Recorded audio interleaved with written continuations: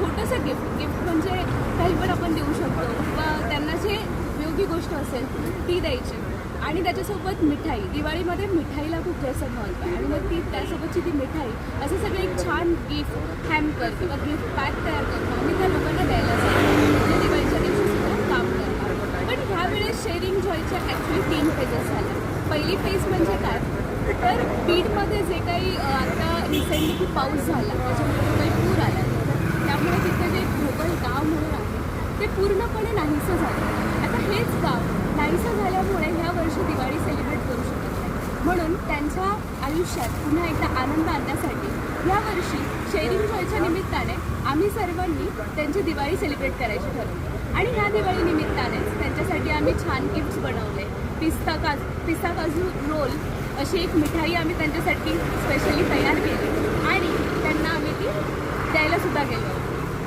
Second phase म्हणजे जी आजची आहे की दिवाळीच्या दिवशी जी लोक काम करतात त्यांना हे छान गिफ्ट मिठाई हे सगळं सेलिब्रेट करण्यासाठी त्यांना आणि आता आम्ही सेकंड फेज सेलिब्रेट करत आहोत ती म्हणजे की आज दिवाळीच्या दिवशी सुद्धा जी लोक काम करत आहेत जी त्यांच्यासोबतची लहान मुलं आहेत त्यांना आज आम्ही छानसं गिफ्ट देणार आहोत. दिवाळीला आपण सर्वजण मस्त नवीन कपडे खरेदी करतो. आजही आम्ही ह्या मुलांसाठी छान ड्रेसेस घेतले आहेत जसं की हा एक सुंदर ड्रेस आहे.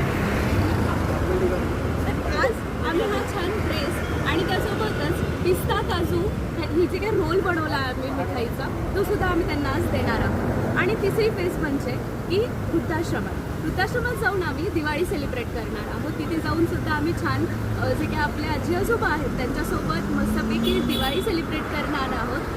त्यांना छानपैकी गिफ्ट्स देणार आहोत, मिठाई देणार आहोत, त्याच्यानंतर दिवे लावणार आहोत आणि असं सुंदर दिवाळी यावर्षी शेअरिंग जॉय 3 फेजमध्ये सेलिब्रेट करत आहे. तुम्हाला सर्वांनाही दिवाळीच्या खूप खूप शुभेच्छा.